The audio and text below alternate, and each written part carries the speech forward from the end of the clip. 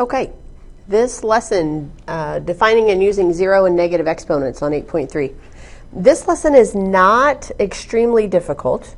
It's not really that much different than what we have been using during 8.1 and 8.2. So it's just kind of a continuation of that. So here's what we know. If we have something that is a to the 0 power, anything to the 0 power is 1. This is the reason why that is. Let me get down here. Okay. I could just tell you that anything to the 0 power is 1, and you could just take that and believe it. Or you could actually understand why that is, and that is using the quotient rule for exponents. So a lot of people would agree that if I had something like 4 over 4, if I had a number over itself, that would equal 1. Same thing for letters. X over x, again, anything divided by itself, 1. Let's say a cubed divided by a cubed. A number divided by itself, 1. Okay, I think we get the picture on that. But let's see, why does this have anything to do with 0 exponents? Well, whenever you have the quotient rule, which is a cubed divided by a cubed, they have like bases, so what do you do with the exponents? Subtract them. So you would have 3 minus 3, which is 0. So this is essentially the same thing as a to the 0. So something over itself is equal to 1, which if it has like bases, you can subtract the exponents, so it's a to the 0. This is why anything to the 0 power is 1. So this is something that you need to memorize right here. Anything to the 0 power is 1. Also, when we talk about negative exponents, we talk about negative exponents right here. Anything raised to a negative exponent, it's the reciprocal of this. And vice versa. A to the n is the reciprocal of a to the negative n. So what does that mean? That means if I have 2 to the negative 2 power, that is the same thing as the reciprocal of this. 1 over 2 to the second power, which is 1 over 4. So if it was an x to the negative 4th, that is the same thing as 1 over x to the 4th. So again, that is some common rules of exponents, especially when you're dealing with negatives and 0. So keep that in mind as we go through the next few examples.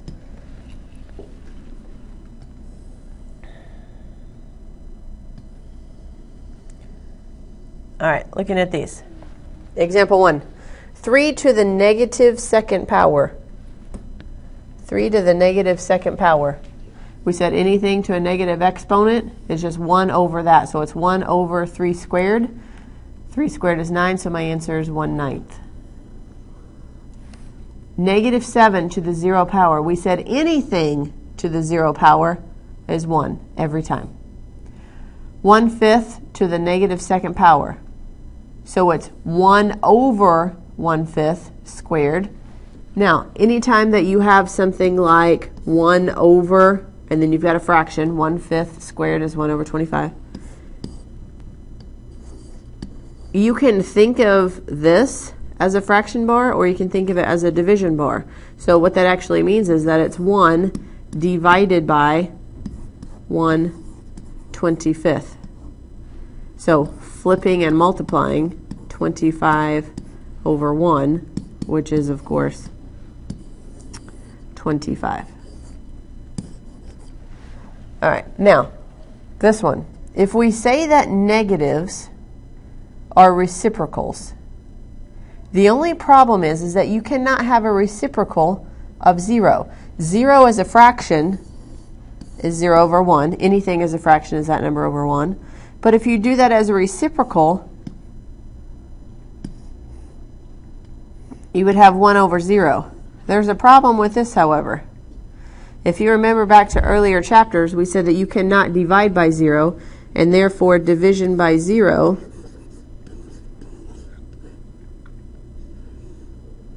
is undefined. Wow. Division by 0, undefined. So, cannot have this. And if you have anything like this on your homework later, anything divided by 0, you would just have to write that word right there, then you'd be done. Okay, practice at the bottom. Evaluate the expression 2/3 to the 0 power. It doesn't matter what number's in this parentheses. Anything to the 0 power, 1. This, -8 to the -2nd power. So that means it's 1 over. Everything stays there. If it was in parentheses before, it's still going to be in parentheses now. So it's 1 over.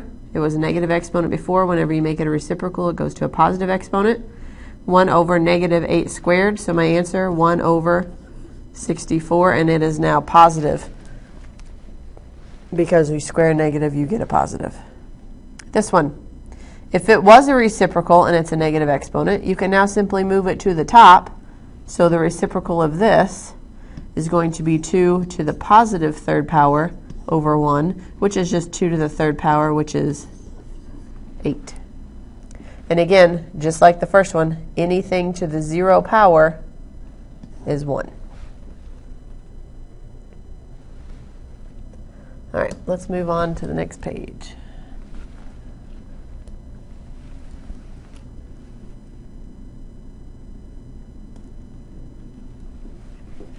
Maybe. There we go. Okay, these are all the properties of exponents that you have learned so far. Multiplying like bases, add the exponents. When you raise a power to a power, multiply exponents. It's called power of a product property. I think a lot of you think of it like distributive property. So AB, all of that is raised to the m, so it's a to the m times b to the m. This is a quotient rule for exponents. Whenever you're dividing like bases, you subtract them. And this is the same thing too, as far as if it's a fraction, kind of like a distributive property, it goes to everything, the power of a quotient property. Okay. That's just a little review of things that we have learned so far, all on exponents. So, example 2. You are multiplying like bases. So you will add the exponents. -4 plus 4 is 0. Anything to the 0 power, 1. Raising a power to a power, you multiply. So you've got 4 to the -4th. Again, you don't really know what anything to a negative exponent is, so you have to make it in terms that we understand. So we would take 4 to the -4th, because it's a negative exponent, we would write it as its reciprocal, 1 over 4 to the +4th. Now that we can make a fraction. 4 to the 4th is 256, so it's 1 over 256. C, 1 over 3 to the -4th. Because it's a negative, we do the reciprocal, so it's 3 to the +4th now, since we made it a reciprocal. 3 to the 4th, 81. 3 times 3 times 3 times 3, 81. Like bases on D, so subtract the exponents. It is not 1. It is not 1. I've got a -1, -1, and I'm subtracting 2. Those are both negative. That is a -3. So it's 5 to the -3rd. Again, negative exponents mean nothing to us whenever we're talking about the value of a number. So it's 1 over 5 to the +3rd. Make it a reciprocal. 5 to the 3rd is 125. All right. A couple of examples here at the bottom. First one, number 5. It is a negative exponent. Doesn't mean much to us that way, so we're going to make it a reciprocal. Means it's 4 to the 3rd power, which means it's 4 times 4, which is 16, times 4, 64. This one, 5 to the -3rd, all of that is raised to the -1st power. So you're going to multiply exponents.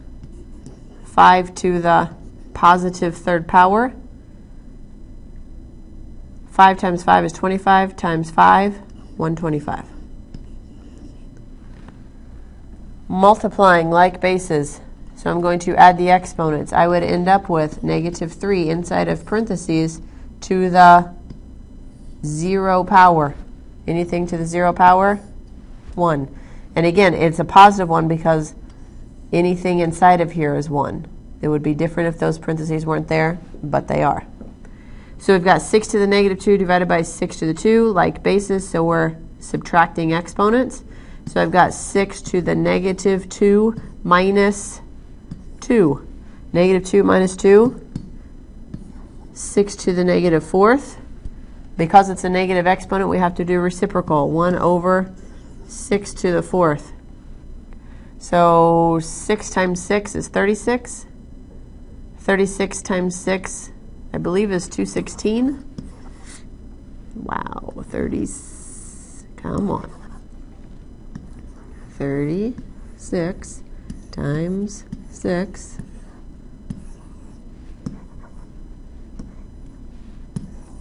All that for something I already knew. Times 6. I'm leaving it. 6. Carry the 3. That's 6, 3, 9, 6, 1,296 would be my answer. 1, 2, 9. You guys see the cursor going that way, right? I don't know what's wrong with this thing. 1296. Okay. Now, let's just put all that together. So look at example 3, next page.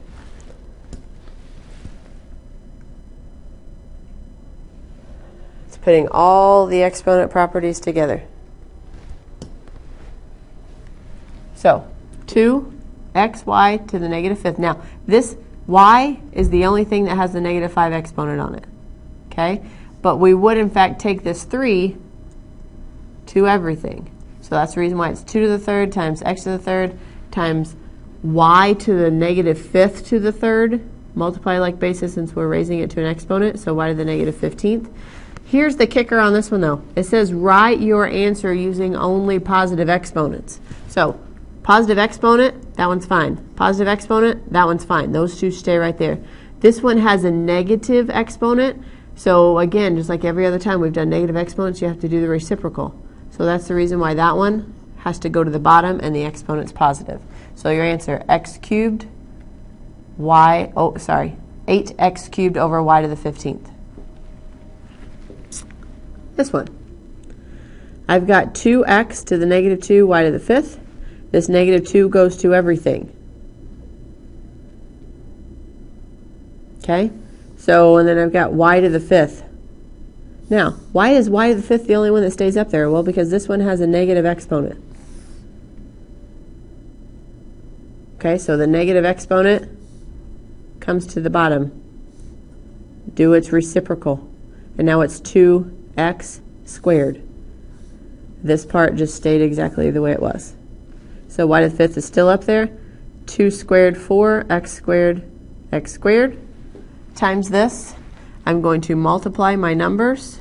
4 times negative 4, negative 16. I've got an x squared and an x squared, x to the 4th.